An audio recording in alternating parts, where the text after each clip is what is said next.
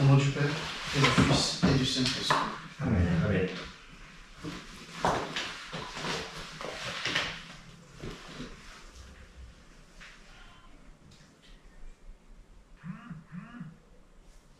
Goûtez et voyez comme il est bon le Seigneur. Merci d'avoir creusé en nous le désir de te connaître et de t'aimer. Nous le savons, tu as été le premier à nous aimer. Et nous voulons répondre à cet amour infini que tu as pour chacun d'entre nous. Ouvre nos cœurs à ta parole, au nom du Père et du Fils et du Saint-Esprit. Amen. Mes chers amis, je suis très content de vous avoir cet après-midi, ce soir. Et si j'avais la possibilité de vous garder toute la nuit, je vous aurais gardé. Parce que quand je me lance dans la parole de Dieu, c'est si passionnant. Je vais essayer d'être simple. Alors, qu'est-ce qui retient notre causerie ce soir? C'est une seule phrase. Qu'est-ce que c'est d'être chrétien? C'est quoi un chrétien? C'est quoi un chrétien? J'aimerais avoir vos réponses. Toi, un chrétien, c'est quoi? Un chrétien, c'est une personne qui donne sa vie à Jésus. Et quelqu'un...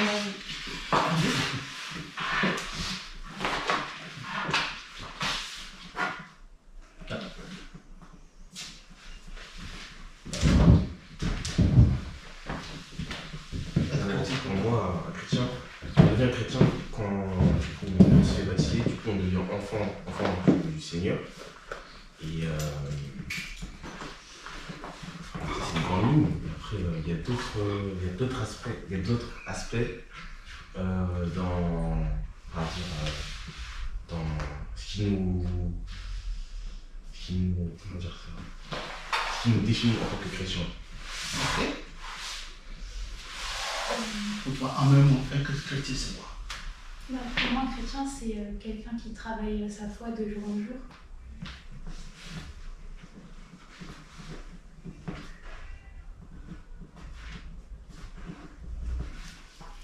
Jennifer.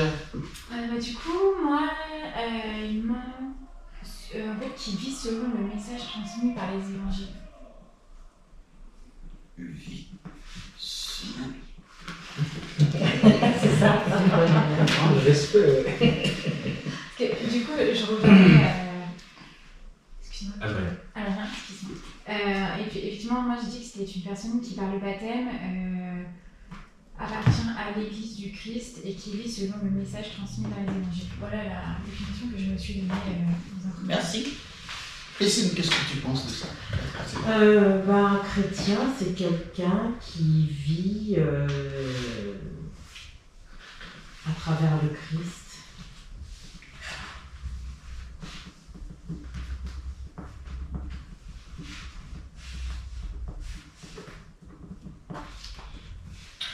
Alors, un chrétien pour moi, c'est quelqu'un qui croit en Dieu, en Jésus-Christ, qui colle au message de Jésus et qui vit selon les commandements de Jésus. Voilà, c'est quelqu'un qui se conduit bien pour figurer le Christ. Pour que dans ses façons d'agir, d'être, on voit une différence entre le chrétien et celui qui n'a pas de... Ok. de foi. Si je reprends tout ce que vous avez dit, donner sa vie à Jésus, se faire baptiser, travailler sa foi jour en jour, qui vit selon l'évangile, qui vit à travers le Christ, ça veut dire dans les âmes, et puis qui croit en Dieu. Et parce qu'il croit en Dieu, il a adopté une façon de vivre. Assez drôle. Merci. Ce sont à peu près ce que vous pensez du vivre chrétien. Moi, je vais vous offrir une balade à travers la Bible. à travers l'évangile. Et après, nous allons revenir sur cette question. La méthodologie, c'est très simple. C'est d'aller voir dans la Bible, dans le Nouveau Testament, ce que c'est que être chrétien. D'abord, le terme être chrétien, c'est, disons, oui. Bonsoir. Je suis désolée. Non, non, tu n'es pas désolé, la porte est grande ouverte. C'est tout. Être chrétien, c'est un surnom qu'on a donné à ceux qui se réclamaient de Jésus. C'est un surnom. On les a appelés au début les adeptes du Nazaréen, du nom de Jésus de Nazareth. Et après, on les a appelés chrétiens. Je crois que c'est ça vient toujours du Christ, quoi. C'est un surnom, mais un surnom que nous portons avec fierté aujourd'hui. Alors, être chrétien, c'est quoi? Nous allons regarder d'abord le chapitre 4 de Saint Matthieu. Chapitre 4, Saint Matthieu. Je vais voir ceux qui savent. Et là. Chapitre 4, verset 18. Chapitre 4, verset 18. Verset 18. Oui. Celui qui l'a trouvé, il peut nous le lire. Chapitre 4, verset 18. Alors, marchant au bord de la mer de Galilée, il voit deux frères, Simon dit Pierre et André son frère. Ils jettent un épervier dans la mer, car ce sont des pécheurs. Il vit. Oui. Et qu'est-ce qui va se passer? Bah, du coup, ils vont retirer. Donc, tu nous lis ce qui a été écrit.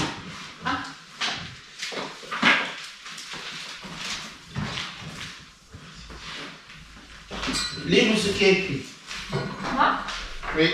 Ok, alors, marchant au bord de la mer de Galilée, il voit deux frères, Simon dit Pierre et André son frère. Ils jettent un épervier dans la mer, car ce sont des pécheurs. Continue, continue. Ok. Alors,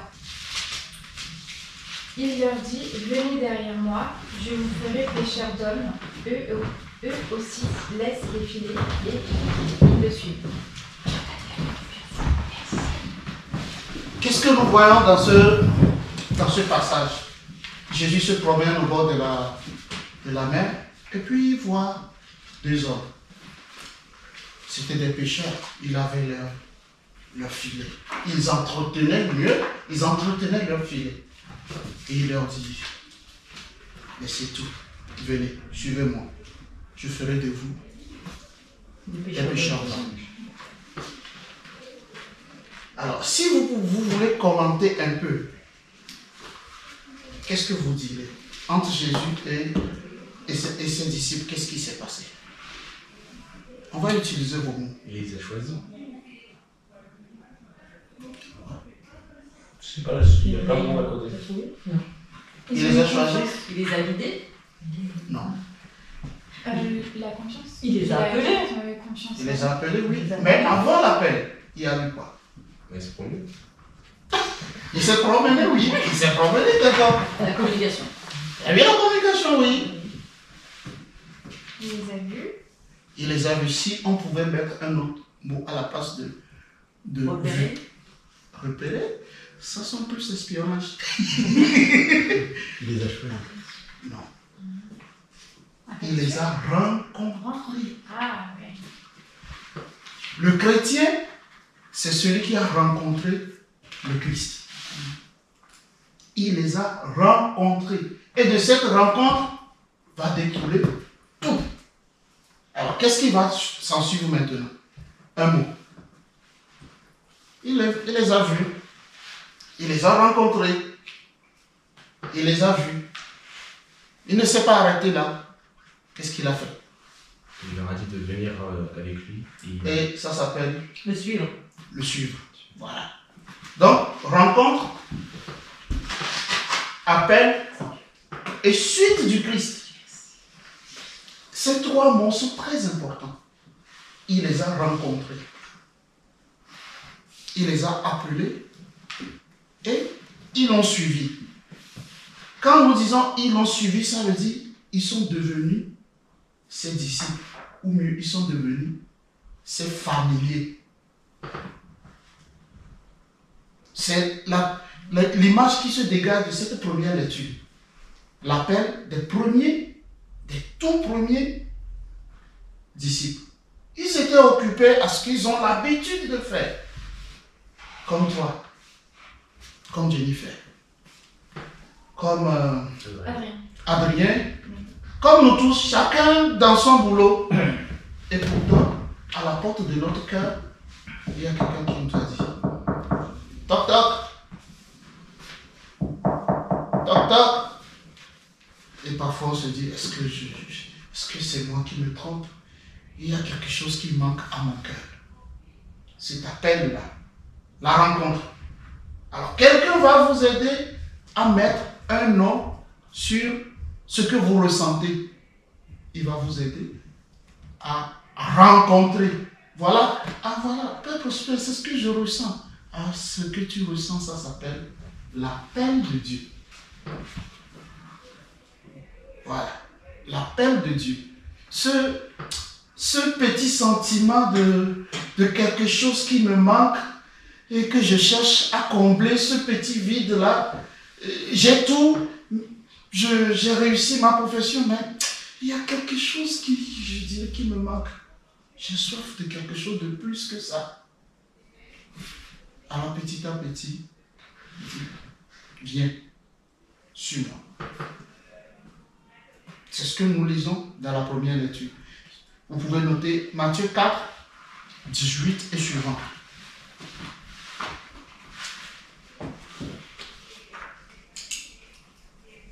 Du coup, c'est 18-19. 18 et suivant, ça veut dire que... vous voyez? C'est l'appel des premiers disciples. Les tout premiers. Dites-moi, si vous étiez à la place de ces disciples, vous accepteriez suivre ce monsieur? Oui, mais ça fait peur de le suivre. Exactement, moi s'il était à leur place, je lui répondrais. Ouais. Voilà. J'ai déjà mon gagne-pain, ça me va. Mais ils ont vu en lui quelque chose de particulier qui les a touchés jusqu'au plus profond de leur âme. Nous reviendrons un peu plus loin sur ça. Quand Dieu nous regarde, son regard transperce notre être pour rejeter ce qu'il y a de plus profond en nous. Dans ce regard, ils ont compris en un clin d'œil, on peut miser sur lui. Mais c'est ça, c'est la perception et la confiance. Voilà. Comment? D'habitude, nous prenons des distances, nous analysons, nous comparons avant de prendre la décision. Mais ici, ils lui ont fait automatiquement confiance. Matthieu dit, laissant tout, il le suivit. C'est le tout premier. Et marchant quelque part, ils ont trouvé encore deux autres. Pierre, André, Jacques et Jean. C'est Pierre et André, deux frères. Ils vont trouver encore deux autres, des frères, Jacques et Jean. Eux aussi, leur métier, c'est des pécheurs. Ils étaient à leur boulot et leur dit, hé les gars, suivez-moi.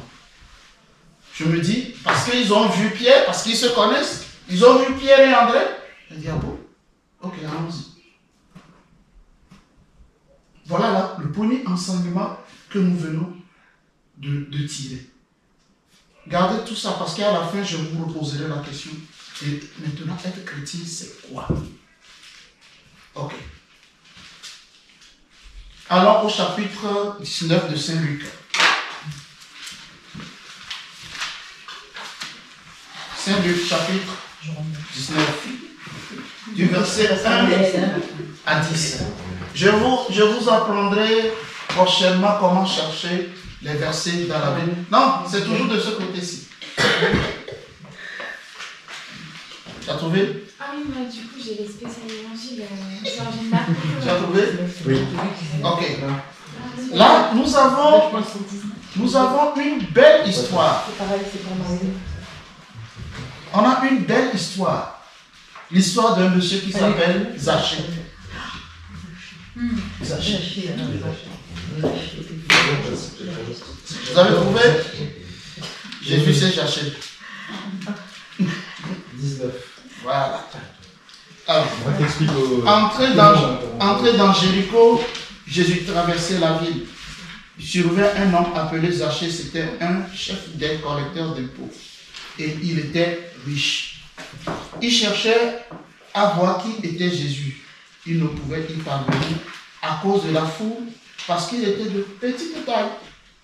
Il courut en avant et monta sur un sycomore afin de voir Jésus qui allait passer par là. Quand Jésus arriva à cet endroit, leva les yeux, il lui dit, Zachée, descends vite, il me faut aujourd'hui demeurer dans ta maison. Dites-moi, quels sont... Est-ce que vous m'avez suivi? Oui. Ou bien Il vous voulez faut laisser plus de temps à tout le monde. Oui. Alors, C'est un Non, copain. mais c'est bon, en fait, je voulais, mais sauf que c'est pas les mêmes mots, donc... t'inquiète, c'est des versions, on appelle ça des versions. Ah, ouais. Zachée à Jéricho, c'est le chef des collecteurs d'impôts, un chef douanier, quoi. Et il a de l'argent, il est riche, on le respecte. Et il a toujours entendu parler de ce monsieur qu'on appelle Jésus. Voilà, le jour-là, il entend encore la foule, on dit que c'est lui qui passe. Et lui, il veut voir, c'est qui? C'est qui? Il va, il court, comme il est de petite taille, il monte sur un arbre, un sycomore, pour pouvoir voir Jésus. Cette attitude de Zachée, comment est-ce que vous pouvez le qualifier? La curiosité. Merci. La curiosité. Dieu utilise la curiosité pour nous appeler. Ceux qui ont l'esprit curieux, ils veulent voir. Ils veulent voir. Comme Zachée. C'est la curiosité. Mais dans cette curiosité, il va rencontrer quelqu'un. Il ne s'attendait pas du tout à ce qu'on lui dise, je mange chez toi. D'ailleurs, dans le village, à Jéricho, tout le monde, il ne fréquente pas tout le monde. Il fréquente ses copains. Et cette clique-là, on les prenait pour les gens peu recommandables. Mais ça ne l'a pas empêché de cultiver cette petite curiosité. Y a-t-il dans la foi quelque chose de curieux et de curiosité? Oui. Oui. Pourquoi les comment et les après que nous nous posons, nous voulons en apprendre plus. En voulant en apprendre plus, c'est comme tu rencontres, excusez-moi, quelqu'un qui dit, tu es qui? Comment t'appelles-tu? Et de comment t'appelles-tu? Mais quelques minutes de discussion et de discussion en discussion de l'affinité et de l'affinité, on en arrive à quoi? À l'amitié. C'est la même chose avec Zachée. Ici, nous sommes encore au stade de curiosité. On se fait beaucoup d'idées sur lui. Nous-mêmes, on échafaude nos plans. Comme Zachée. Son plan, je vais quand même le voir. Il monte. Mais dans cette quête, dans cette curiosité, c'est Dieu qu'il va rencontrer. Descends. Aujourd'hui, je loge chez toi. Dans la Bible, quand nous disons, quand la Bible dit je loge chez toi, ça veut dire que je me fais ton ami. Ce n'est pas simplement rentrer dans la maison, non. Je loge chez toi, ça veut dire je me fais ton ami. Autrement dit, moi je veux bien être ton ami. Est-ce que toi tu veux être mon ami? Je veux bien être... Dieu nous dit, je veux bien être ton ami. Mais toi, est-ce que tu veux être mon ami? Un ami qu'on ne voit pas, mais qui reste dans le cœur de chaque être humain. Luc a bien précisé, il a qualifié Zachée. Il est riche, mais il est de courte taille. Pourquoi? Pourquoi il a donné ces deux indicatifs? Ce n'est pas simplement pour le plaisir de le donner. Il est riche. Ça veut dire que c'est quand même un homme craint. Bon, il Il est grand est en richesse. en richesse. Mais d'un côté, il lui manquait quelque chose. Ce petit manque que nous porterons tous dans notre cœur. Il avait tout, il avait l'opulence. Mais dans tout ce qu'il avait, il sentait qu'il y avait quelque chose qui manquait. Et ce quelque chose l'a poussé à aller grimper sur un arbre. C'est un homme riche, hein? Quand tu vois un homme comme ça qui grimpe sur un arbre, tu vas te dire, il est fou, bien quoi. Ça ne va pas. Oui. Mais il n'a pas regardé les à côté. L'essentiel pour lui, c'est de voir Jésus. Il veut le voir. Jésus lui dit, aujourd'hui, le salut est entré dans ta maison. Est-ce que Dieu nous donne des rendez-vous? Je te réponds oui. Il nous donne toujours des rendez-vous. Il nous donne toujours des rendez-vous. Nous pensons que c'est nous qui dirigeons la barque. Non. Dans les événements que nous traversons, il nous donne des rendez-vous. Parfois, nous manquons ces rendez-vous. Parfois, nous arrivons à comprendre que c'est lui qui me donne ce rendez-vous-ci. C'est comme ça. Qu'est-ce que vous pensez de Zachée? Si tu te mets à la place de Zachée, qu'est-ce que tu dirais? Allez. Zachée. Il a pris son courage à deux mains, il est parti voir. Merci. Après.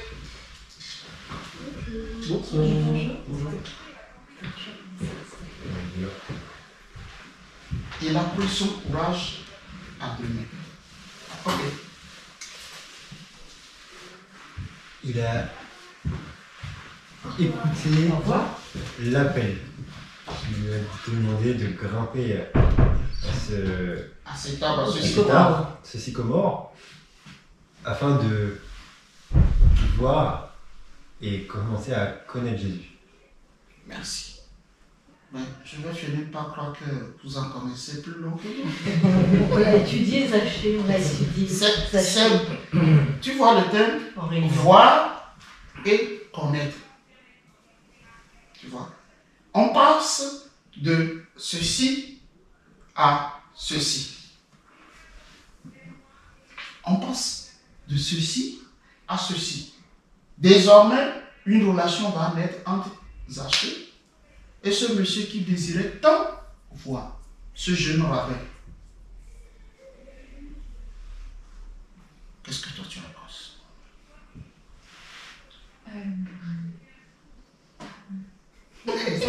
Fais comme ça. J'ai perdu les mots. Zachée, c'est le prototype de l'esprit curieux. Vous savez que nous avons tous des caractères différents. Il y en a qu'on arrive facilement à convaincre, mais il y en a aussi qui ne se laissent pas si facilement convaincre. Mais lui, il fait partie de ceux qui ont l'esprit curieux. Je veux voir. Je veux voir. Je veux voir moi-même. Il a entendu parler, mais il veut voir lui-même. C'est qui ce monsieur-là? Et sa curiosité l'a amené à quoi? À tisser une relation personnelle avec Jésus. On continue. Jean 1, 35. Jean. L'évangile de Jean. Ne va pas si loin. Non. Oui. Ça se fait? Jean 35. Jean 1. Jean chapitre 1, verset 35. Ah, Jean 1. D'accord. Sur mon lapin, c'est pas bon. Jean 1, 35. Jean 5, 6. Je crois que la prochaine fois, on va apprendre comment chercher dans la Bible. Jean 1, 35. 33. Jean 1, 35. Verset 35. C'est page, pour la top, c'est page 1738. Je l'ai à 1730. 639 peut-être. Vous avez trouvé? C'est quoi 35? Vous avez trouvé? Non, moi j'ai pas trouvé dans la mienne. Parce que les cas, elles sont pas anciennes. Tu as trouvé? Il n'a pas été changé. Ah, si, j'ai trouvé. Quel. 1738 là. Ah, mais c'est l'évangile 1739. de Jean, c'est pas Jean. 35. il n'y a pas 35. C'est Jean 1. Mais si, il y a 35. Ah oui, moi aussi, 18. Oh. Ah, Jean. Après, c'est les versets, non? Parce que Ouais. c'est Jean 2. Ah, Jean chapitre 1. Ah, c'est Prosper. Ah oui, les versets. C'est l'évangile de Jean ou... Jean 1, 35. Il y a quoi chez vous? Tu as trouvé? Qu'est-ce que tu as en 35? Celui-là était la langue? Oui. Jean 1, il est là. D'accord. 35, il est. Les évangiles, c'est juste après Marc. Juste après mort, ça. 15, Je te remercie. 18, 19. Ah ouais, je cherchais parce que Ah, mais voilà. la table matière, je crois. 29. Vous êtes trouvés? Je te remercie. Vous êtes allé dans les... C'est un genre 35 là. D'accord. C'est par là. 35. Tu l'as. Ok, nickel. Ok, voilà. Non, c'est 25. Ce qui est. Dans 35. ce qui est dommage, c'est qu'on n'a pas la table des Jean matières qui est 35. décollée. Bah, moi, je sais pas. Elle est où la table des matières? Elle est à la fin. Ah, ok. C'est pour ça que je disais. C'est pour ça que je l'ai cherché En fait, depuis tout à c'est l'heure. Adrien, est-ce que tu veux nous lire Jean 1, 35? Oui. Le lendemain, Jean-Baptiste se trouvait de nouveau avec ses 2 disciples. Posant son regard sur Jésus qui allait et venait, il dit, voici l'agneau de Dieu. Les 2 disciples entendirent ces paroles et ils suivirent Jésus. Celui-ci se retourna et vit qu'ils le suivaient et il leur dit, que cherchez-vous? Il leur répondit, Rabbi, c'est-à-dire maître, où demeures-tu? Il leur dit, venez et vous verrez. Ils l'accompagnèrent et ils virent où il demeurait et restaient auprès de lui ce jour-là. Merci. Je trouve ce passage très important. Je vais le relire. Le lendemain, Jean se trouvait de nouveau au même endroit avec 2 de ses disciples. Fixant son regard sur Jésus qui marchait, il dit, voici l'agneau de Dieu. Les 2 disciples l'entendirent parler ainsi, suivirent Jésus. Jésus se retourna et voyant qu'ils s'étaient mis à le suivre, il leur dit, que cherchez-vous? Ils répondirent, Rabbi, ce qui veut dire, maître, où demeures-tu? Il leur dit, venez et vous verrez. Ils allèrent donc, ils virent où il demeurait et ils restèrent auprès de lui. Voilà l'épisode que nous rapporte Jean. Jean, c'est le cousin de Jésus. Et entre Jésus et Jean, il y a 6 mois d'écart. Et Jean voit Jésus se mêler aux gens, et puis il dit à ses disciples, lui, c'est l'agneau de Dieu. Autrement dit, c'est lui la promesse que Dieu a faite au peuple. Quand les 2 disciples qui étaient là ont entendu ça, ils ont sauté sur l'occasion. Ils ont suivi Jésus. On revoit encore le mot suivre. Il dit, Jésus, ce sachant suivi, il y a quoi? Il y a quoi?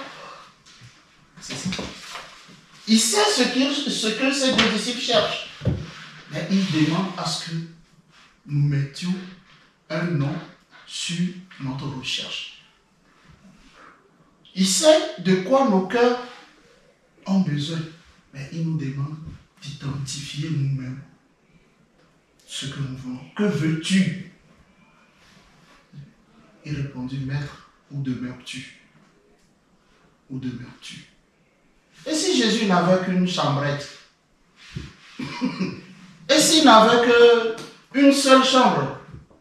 Comment il allait se débrouiller? Où demeures-tu? Venez et voyez. Venez et voyez. Venez vous-même constater.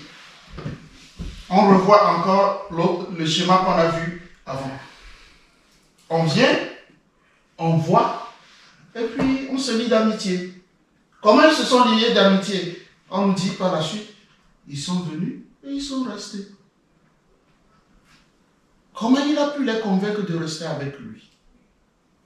La question se pose. Qu'est-ce qu'ils ont vu tellement qu'ils ont vu, et puis au lieu de rentrer à la maison, ils sont restés peinards avec lui.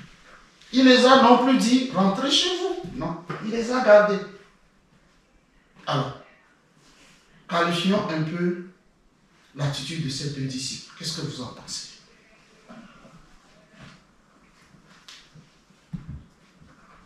Moi,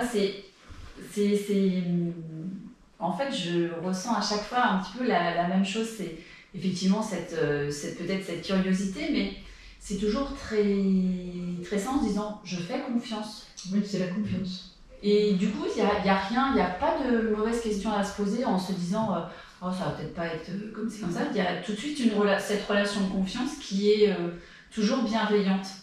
Et du coup, il n'y a pas de. C'est vrai qu'on peut tous avoir un esprit en se disant oh là là, mais si, un côté négatif, il n'y en a jamais.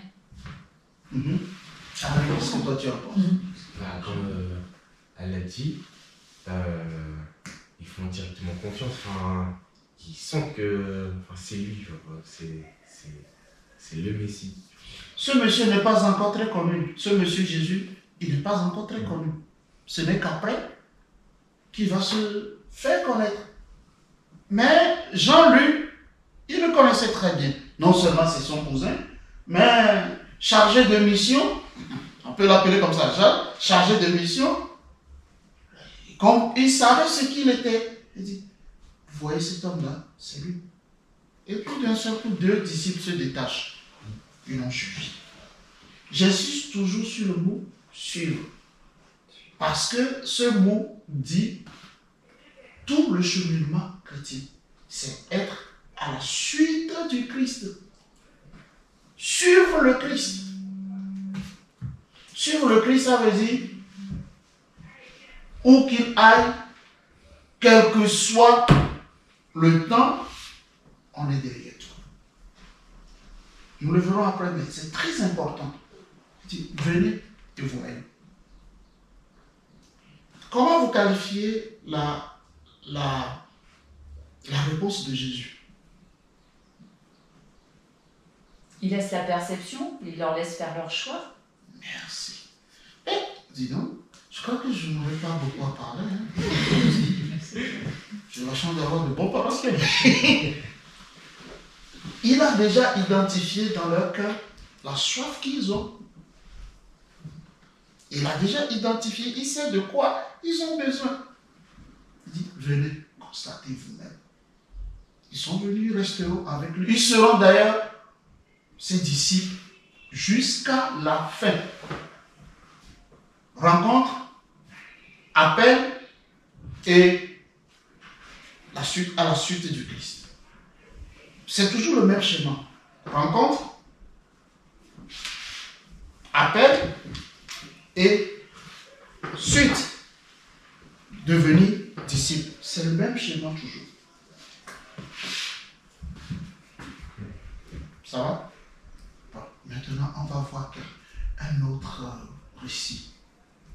Qui sont ceux qui ont déjà lu quand Harlequin? Harlequin. Oh, c'est une littérature de... Jean, tu en as lu? Ma grand-mère avait ça, oui. Des romans à l'eau de rose. À l'eau de rose. Quand j'étais au collège, j'adorais ça. Quand je n'avais pas d'autres livres à lire, je sautais dessus parce que je sais comment ça commence. Le scénario est toujours simple. Ils se rencontraient, ils entraient en Christ, ils se réconciliaient, et ils se mariaient et eurent beaucoup d'enfants. C'est toujours le même schéma. Donc, je commence déjà à midi, j'ai terminé. Il m'arrivait même de lire 2 par jour. Oui, j'étais très rapide avant. Maintenant, non, je ne peux plus. Nous allons voir dans la Bible un texte qui s'est glissé comme ça. Un texte qui s'est glissé. Jésus avec la Samaritaine au bord du puits. C'est ça qui va clôturer tout ce que nous venons de dire. On a parlé de soif. On a parlé de rencontre. On a parlé de suite. Suivre le Christ, c'est-à-dire la foi. Le texte de la Samaritaine va résumer tout ça. Très souvent dans la Bible, pour parler d'amour, l'amour naît toujours autour d'un puits. Et, oui, l'amour naît toujours, c'est le lieu de rencontre des gens. Parce que c'est des zones semi-désertiques et désertiques. Le puits est très important. C'est là où les gens se rencontrent. Et quand on veut parler de l'amour, on parlera du puits. Là où monsieur et madame se sont rencontrés. Si l'autre l'a rencontré à Venise, eux, ils vont se rencontrer là. Et nous allons décrypter un peu les détails qu'on a mis dedans. Vous allez voir. Au chapitre 4 de Saint Jean. Jean, est-ce que tu voudrais bien nous dire ça? Ouais. Avec une voix. Nous allons suivre ce que Jean va nous dire. Quel verset? Du début. Quand Jésus apprit que les pharisiens avaient entendu dire qu'il faisait plus de disciples et en baptisait plus que Jean, à vrai dire, Jésus lui-même ne baptisait pas, mais ses disciples, il quittait la Judée et regagnait la Galilée. Or, il lui fallait traverser la Samarie. C'est ainsi qu'il parvint dans une ville de Samarie appelée Sychar, non loin de la terre donnée par Jacob à son fils Joseph, là même où se trouve le puits de Jacob. Fatigué du chemin, Jésus étant assis tout simplement au bord du puits. C'était environ la 6e heure. Arrive une femme de Samarie pour puiser de l'eau. Jésus lui dit « Donne-moi à boire ». Ses disciples, en effet, étaient allés à la ville pour acheter de quoi manger. Jean, tu peux arrêter pour moi. Les incohérences de ce texte. La femme est samaritaine. Jésus est juif. C'est des frères qui se détestent. Mais Jésus ose lui demander à boire. Dans cette société-là aussi, un célibataire qui cause à une femme au bord du puits, ça commence à réfléchir. Ça veut dire qu'il y a quelque chose. Je disais tout à l'heure que c'est le lieu de la rencontre. Et le puits symbolise la soif que nous portons tous dans notre cœur. Nous avons tous soif de quelque chose. De quoi ai-je soif? On a tous soif de quelque chose. Et c'est comme si Jean nous dit, cette soif-là, il n'y a que Dieu qui pourrait nous donner la réponse. La Samaritaine dont on parle, elle vient à midi, au moment où il fait très chaud, où personne ne se déplace pour venir au puits. La nécessité la pousse à sortir. Maintenant, elle va rencontrer quelqu'un, un inconnu qui lui dit à boire. C'est comme si Jésus lui dit, veux-tu me faire confiance? Veux-tu me faire confiance? Un inconnu qui te dit, est-ce que tu veux me faire confiance? Qu'est-ce que tu vas lui dire? Non. On n'ouvre pas son cœur au premier venu quand même. Et il dit, mais veux-tu me faire confiance? Jésus.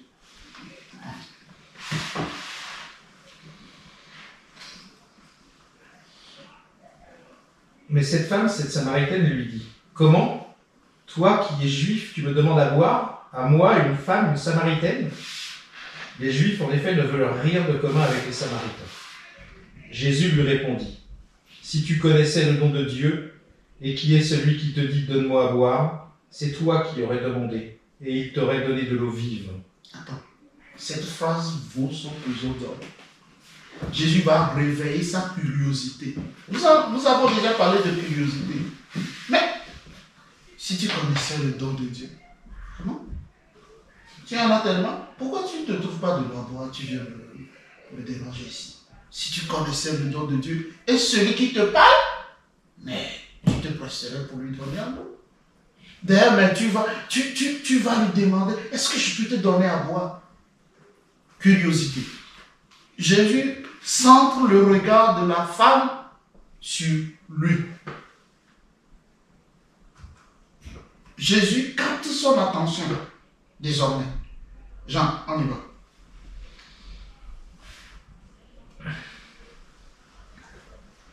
La femme dit, Seigneur, tu n'as pas même un seau et le puits est profond. D'où la tiens-tu donc cette eau vive? Serais-tu plus grand, toi, que notre père Jacob, qui nous a donné le puits et qui lui-même y a bu, ainsi que ses fils et ses bêtes? Jésus lui répondit, quiconque boit de cette eau aura encore soif. Mais celui qui boira de l'eau que je lui donnerai n'aura plus jamais soif.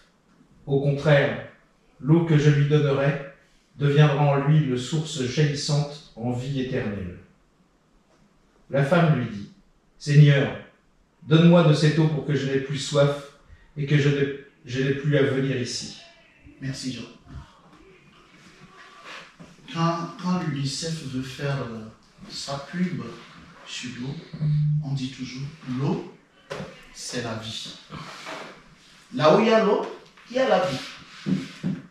Autrement dit, cette dame a une vie desséchée. Jésus lui propose, si tu veux Dieu, je vais refertiliser ton cœur et lui donner de l'espérance. Si tu savais qui te parle, c'est toi qui lui demanderais, mais ravive en moi le désir de vivre. Je te donnerai de l'eau, puis jamais, avec cette eau, tu n'auras plus jamais soif. Jésus passe de l'eau physique à l'eau spirituelle, ce besoin que nous avons d'être aimés et de grandir, de se sentir important pour Dieu. Il joue sur les deux registres. De l'eau à boire, on en est arrivé au désir humain. J'aime bien à chaque mariage à dire aux gens, nous sommes tous des mendiants d'amour. Nous sommes tous des mendiants d'amour. Parce que Dieu nous a créés ainsi. Envie d'aimer et envie d'être aimé. C'est la réciprocité, c'est normal. Et Jésus va jouer sur ce chapitre-là. Le désir d'être aimé. Le désir d'être aimé. Je te donnerai de l'eau, tellement que cette eau étanchera ta soif.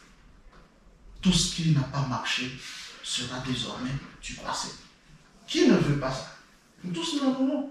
Et elles sont là-dessus. Mais Seigneur, donne-moi cette eau. Comme ça, je ne viendrai plus. Chaque fois, pour prendre de l'eau ici, elle n'a pas encore compris l'eau qu'on lui propose. Elle est toujours à l'eau physique. Alors que Jésus est en train de rejoindre petit à petit son cœur. Jean.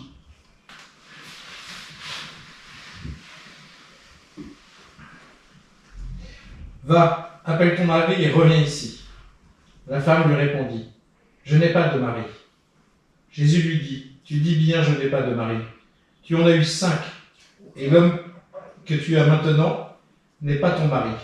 En cela tu as dit vrai. Seigneur, lui dit la femme, je vois que tu es un prophète. Nos pères ont adoré sur cette montagne, et vous, vous affirmez qu'à Jérusalem se trouve le lieu où il faut adorer. Jésus lui dit, crois-moi, femme, l'heure vient où ce n'est ni sur cette montagne, ni à Jérusalem que vous adorerez le Père. Vous adorerez ce que vous ne connaissez pas. Vous adorez ce que vous ne connaissez pas. Nous adorons ce que nous connaissons, car le salut vient des Juifs. Mais l'heure vient, elle est là, où les vrais adorateurs adoreront le Père en esprit et en vérité. Merci.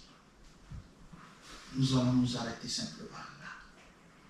L'heure vient où les vrais adorateurs adoreront le Père en esprit et en vérité.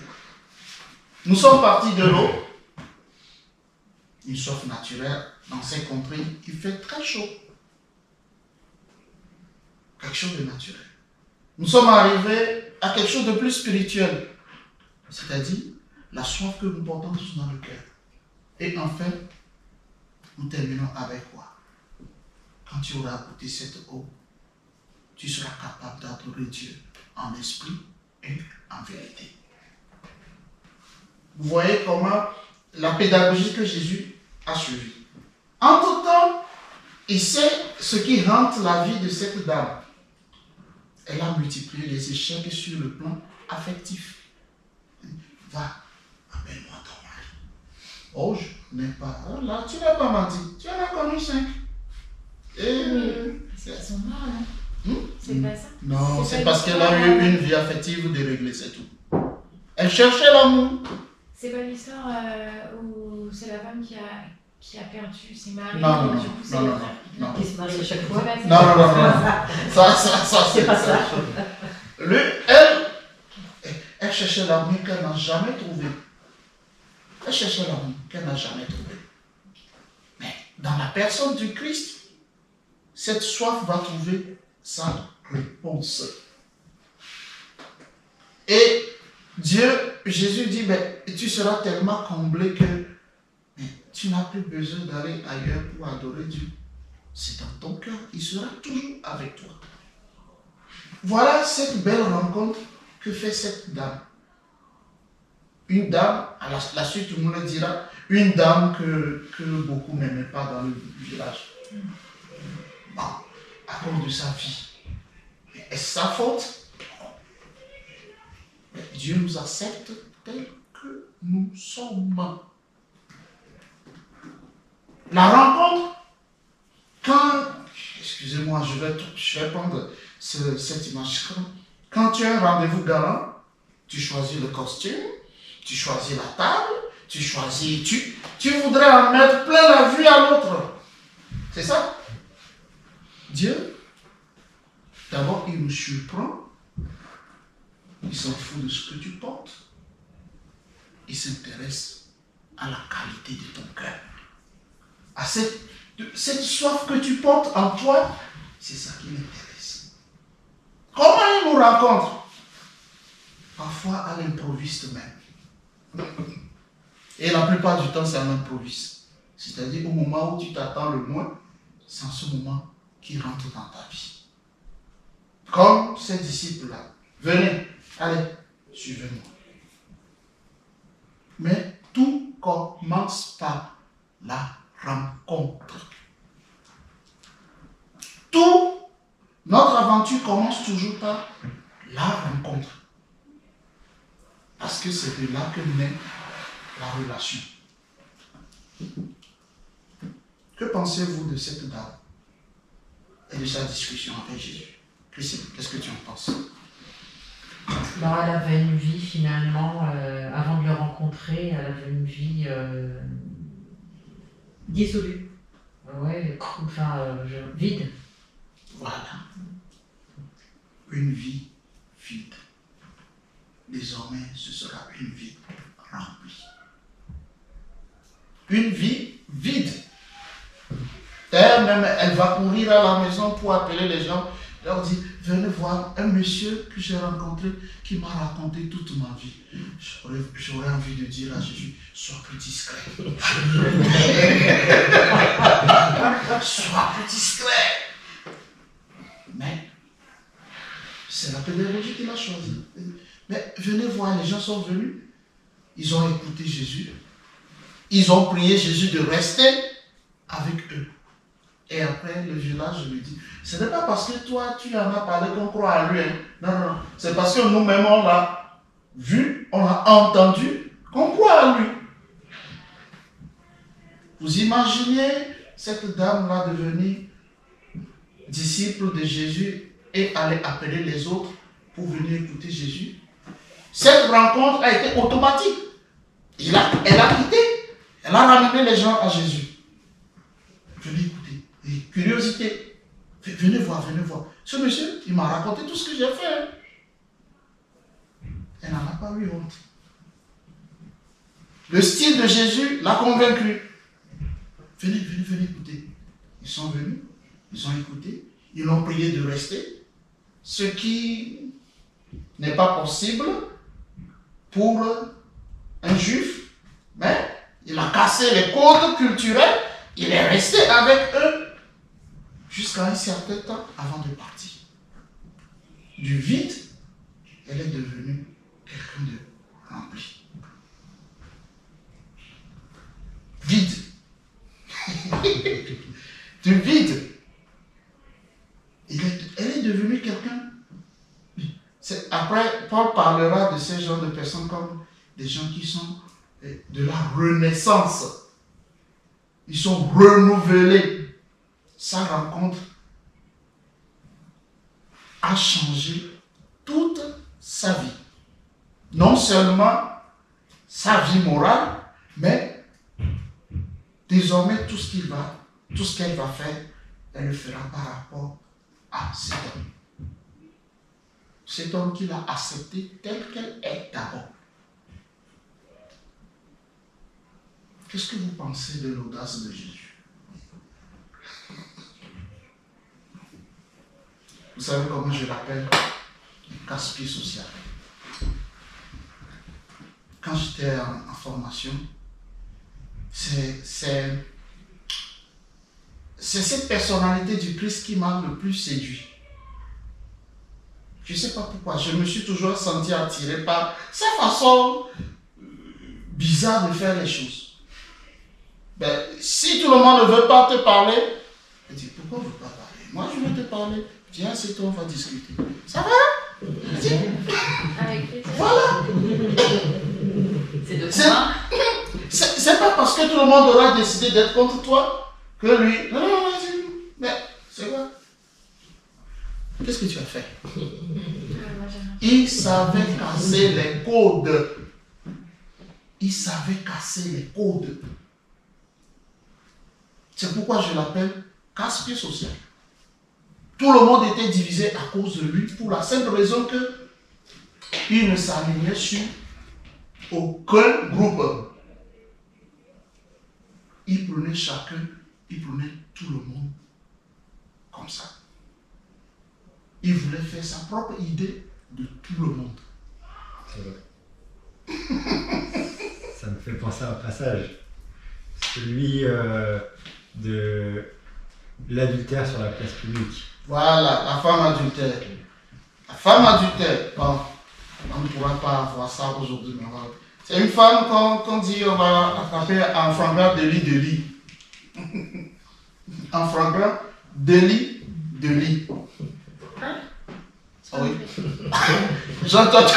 Un délit. Un délit. D'accord, un délit, c'est quelque chose que tu fais de pas bien. De lit comme le lit dans lequel tu dors. Ah, Un délit de lit. lit.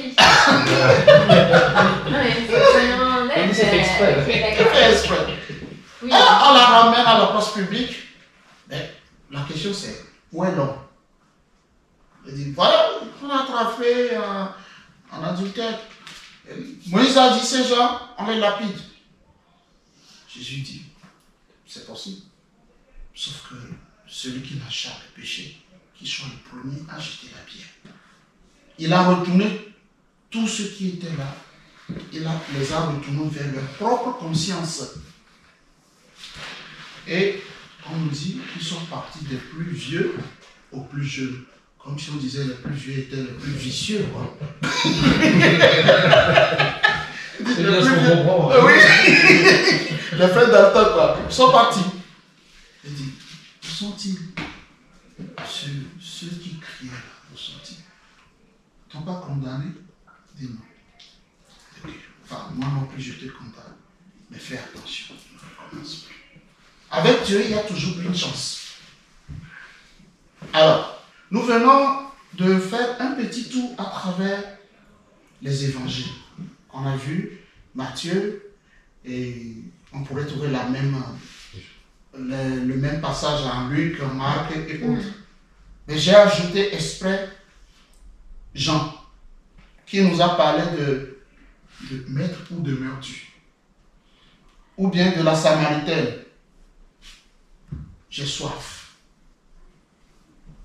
Et nous avons vu aussi que tout commence par quoi? Par une rencontre, un appel et une suite de Jésus. Maintenant, dites-moi, être chrétien, c'est quoi? Être chrétien, c'est quoi? C'est d'avoir une rencontre avec le Christ. L'avoir écouté. Enfin, comment expliquer? Déjà, il nous a rempli. Enfin, vu qu'on l'a rencontré, Il nous a écouté, remplis. il nous a rempli. Et du coup, bah, comme la bonne samaritaine, on veut propager ce qui nous a conquis aux autres personnes pour qu'ils nous rejoignent.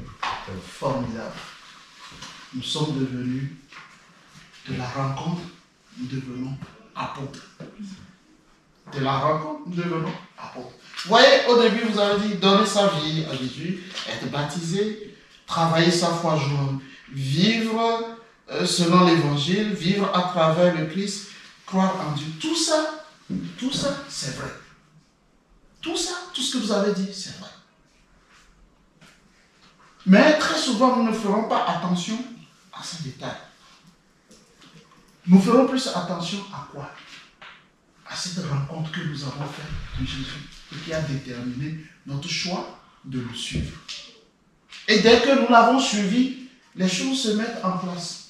Nous sommes prêts à donner notre vie pour lui.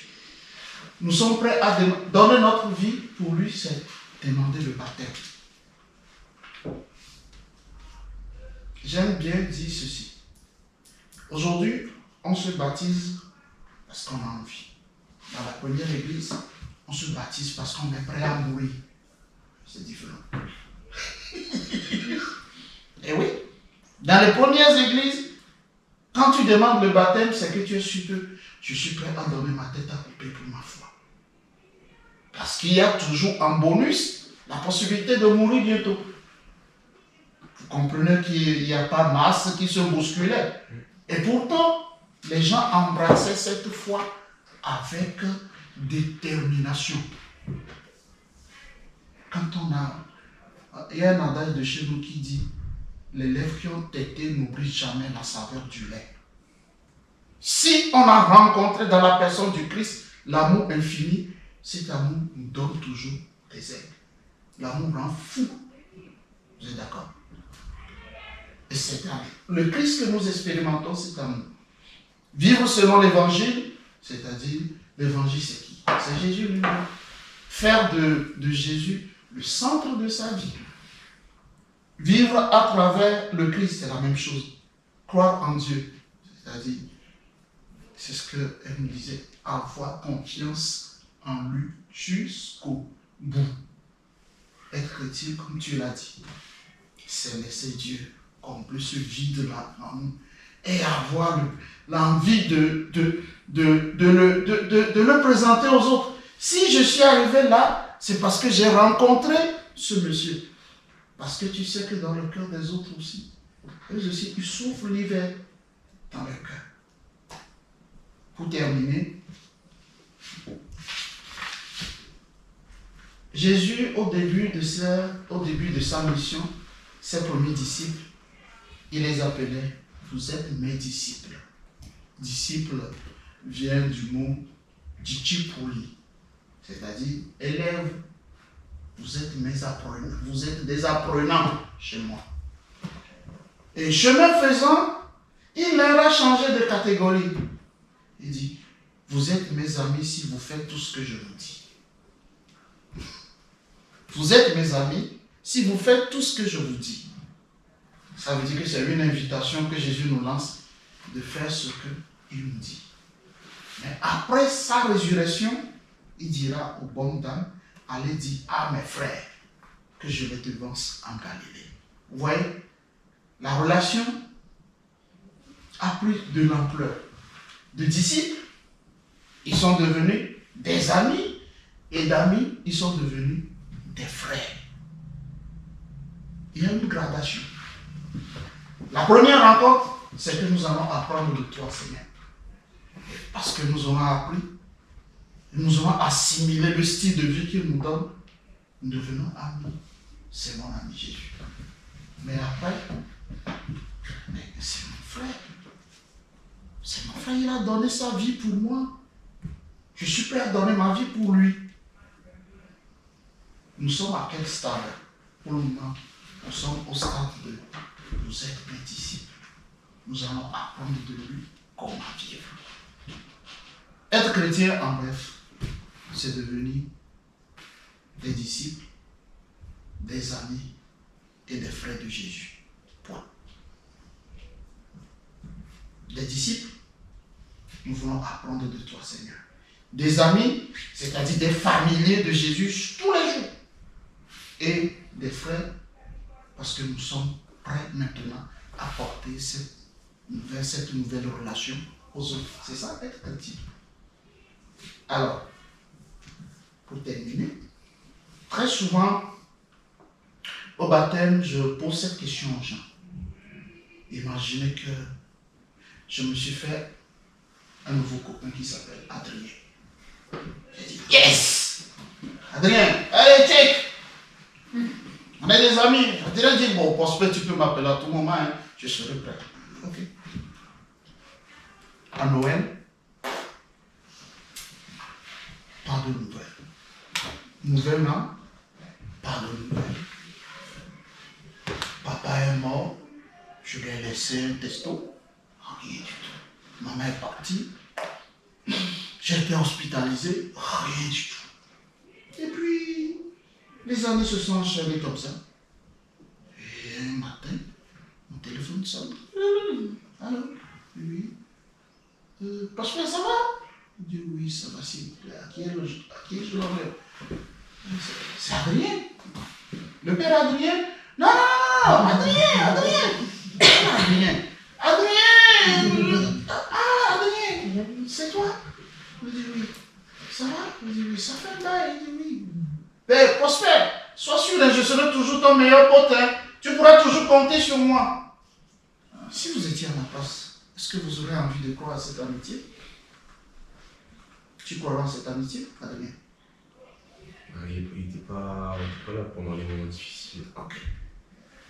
L'amitié se vit au jour au jour. C'est le drame de tous les chrétiens, de tous ceux qui sont baptisés et qui ne sont jamais là. Parce que être ami, c'est être là. Cultiver une relation. C'est ça. Mais quand je dis je suis croyant, non pratiquant, oui, tu crois en quelque chose, mais pas à la personne du Christ. Parce que la personne du Christ, c'est un ami. Chez les protestants, il y a ce hymne-là que j'adore. Quel ami fidèle et tendre nous avons en Jésus-Christ, toujours prêt à nous entendre. Il connaît nos défaillances, nos chutes de chaque jour. Il connaît nos défaillances, nos chutes de chaque jour. Mais fidèle en son amour, il nous ouvre toujours les bras. Voilà. C'est ça l'ami. Si nous choisissons d'être chrétiens, c'est que nous empruntons le chemin de l'amitié à cultiver avec Jésus. C'est tout. Ne vous bassinez pas d'abord la tête avec la doctrine de ceci, là, non. Laissez-vous embrasser par Jésus, simplement. Laissez-vous combler par lui. Le reste, ça viendra. Voilà, c'est ce que j'ai voulu partager avec vous ce soir. Si vous avez des questions, je suis à votre disposition.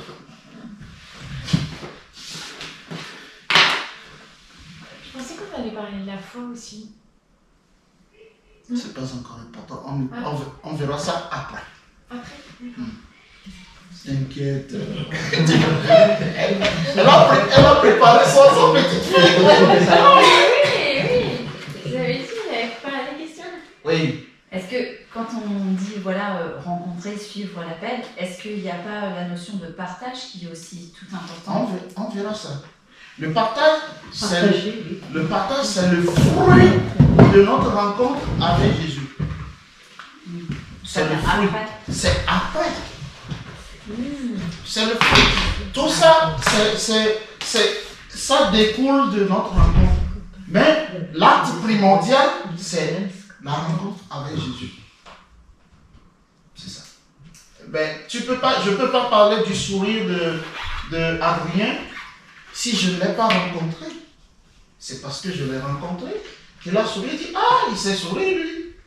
Voilà, c'est la même chose. Parfois, nous prenons le fruit en oubliant l'acte initial. Par exemple, quand nous parlons des chrétiens, nous parlons en même temps de vivre bien, partager. Ça, c'est les œuvres. C'est les œuvres. Mais qu'est-ce qui me donne de faire de bonnes œuvres? C'est parce que je suis convaincu par la personne du Christ d'abord. Qu'est-ce que vous pensez de ceci? C'est d'apprendre, enfin de connaître. Voilà. Et Attends, je vais donner cette histoire et toi, mais tu vas tirer la conclusion.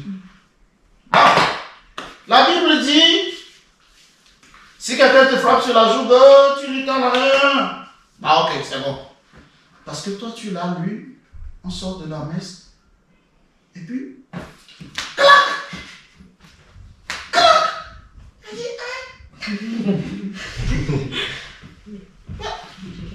je t'assure, si je ne me souviens pas que je suis prêtre, et que je ne me souviens pas que Jésus m'a dit, tu calmes, je prends ta tête, je fracasse ça contre le mur. Tu vois. Je prends ta tête, je fracasse contre le mur. Mais qu'est-ce qui va me retenir? C'est parce que je vais puiser dans cette ressource en disant, ah oui.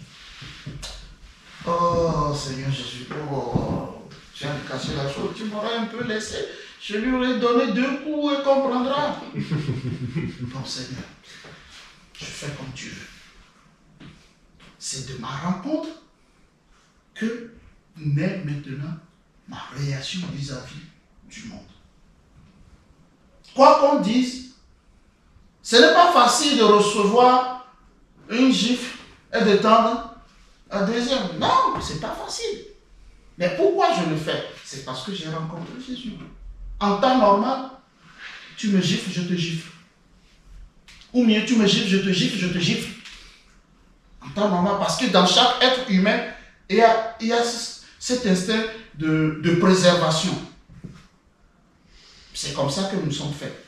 Mais briser le cercle vicieux de la violence, on ne le fait que si on se penche sur Jésus et dit, c'est toi qui as dit. Bon, tu peux aller dire merci à Jésus chez nous, tu vas voir ce que je vais te faire. C'est ça.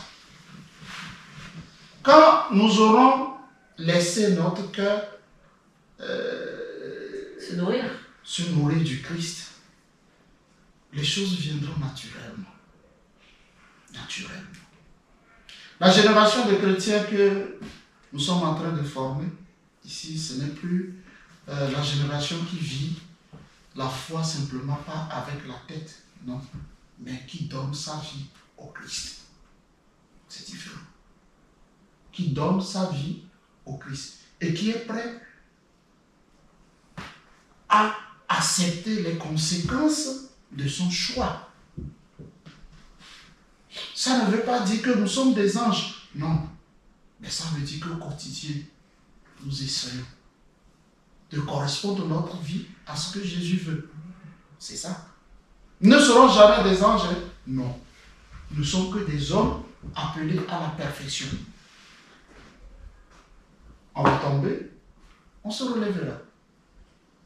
On aura envie de gueuler contre les gens. C'est normal. Nous sommes des hommes. Mais on n'oubliera jamais cette rencontre-là qui a déterminé notre choix. Et qui fait que dans nos yeux brillent de petites étoiles quand on nous voit. Oh, c'est lui qui s'est calmé comme ça. Qui? Oui. Et quand on te demandera, qu'est-ce que ça va? Tu dis oui, non. C'est Jésus qui m'a calmé. Tu vas dire, oh, ça ne va pas chez toi. Et pourtant, c'est la vérité. Et pourtant, c'est la vérité. C'est ce cheminement que nous sommes en train de faire. Focalisons-nous non pas sur les œuvres, mais sur l'acte initial, la rencontre avec le Christ. Voilà. Ça peut aller? D'autres questions? Oui. Oui. tu me fais. Mais concrètement, comment je sais que j'ai rencontré. Donc, Tu te souviens de la première fois quand tu es venu dans mon bureau? Oui. Ok, Il ouais. t'a fallu du courage pour envoyer ce message. Ok. Et quand tu es venu, tu m'as demandé, tu m'as dit voilà ce que tu as traversé. Et moi je t'ai dit, cette démarche que tu fais, c'est l'appel de Dieu. Ah, ok. D'accord, oui. Tu te souviens? Oui, je me souviens. Mais du coup, je Merci. vais être sûre. C'est réglé. Mais en fait, toutes nos histoires, dans ces cas-là, elles peuvent être parallèles. Oui. C'est tous. Oui, c'est que nous ne savons pas. Aujourd'hui, c'est parce qu'on en a discuté qu'on se rend compte que, ah oui, oui, c'est ça. Parce qu'on peut dire. Dans nos histoires, rencontrer, suivre, c'est pareil. dans nos histoires, c'est la même chose. Des événements, des choses que nous avons traversées, cette soif, nous l'avons tous dans nos cœurs. Nous l'avons tous dans nos cœurs. Vous savez, quand moi j'étais en terminale encore, je voulais rentrer à l'université. Je voulais me faire un doctorat en philo, faire un peu de lettres modernes. Et puis de ce coup, l'envie de devenir prêtre s'est tellement imposée avec force. Je me suis dit, bon, ok, l'échappatoire, je vais aller faire un tour là-bas. Et puis, après, je verrai. Je suis sûr que si j'étais allé à l'université, je ne serais jamais revenu au séminaire. C'était devenu tellement faux intérieurement que j'en pleurais.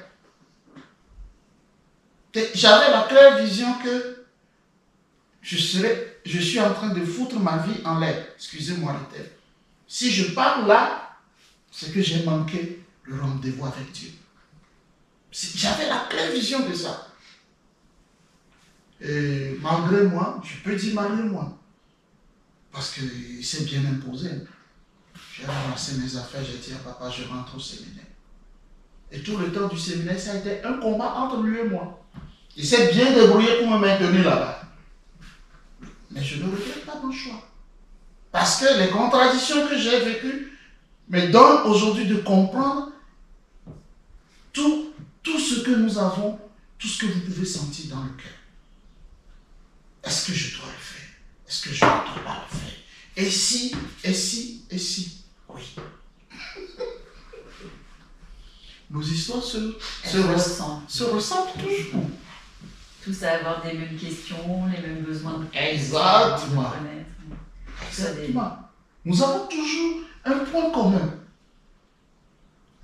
Mais quels que soient les détails de nos histoires, ce qui est sûr, c'est que il a voulu nous rencontrer.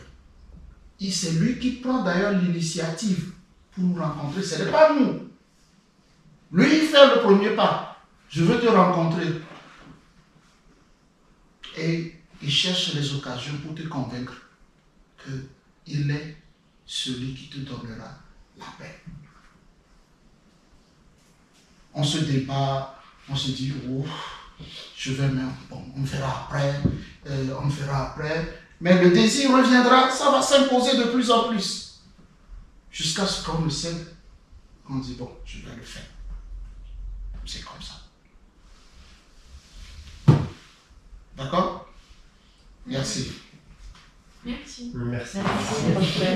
Si vous voulez, nous allons prier.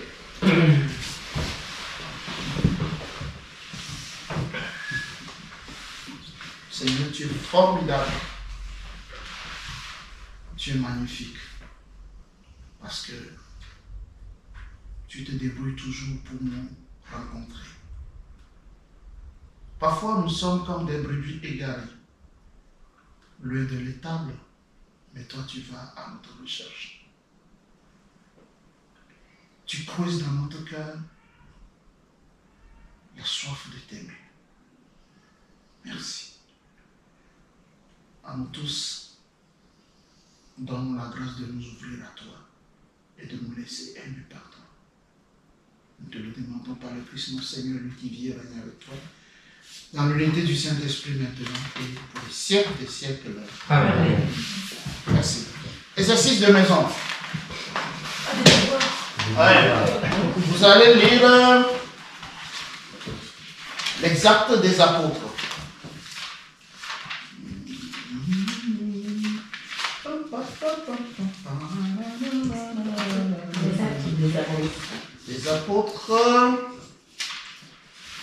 chapitre 1.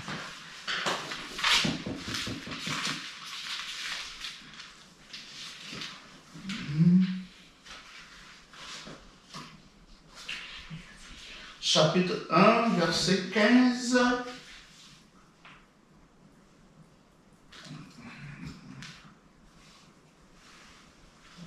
Attendez.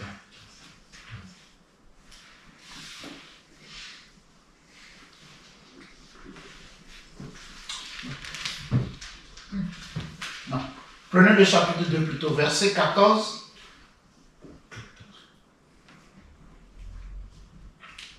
À 36. Verset 14 à 36, le discours de Pierre. Quand on lui a demandé, et qu'est-ce que nous devons faire? Il dit, convertissez-vous, donnez votre vie à Jésus.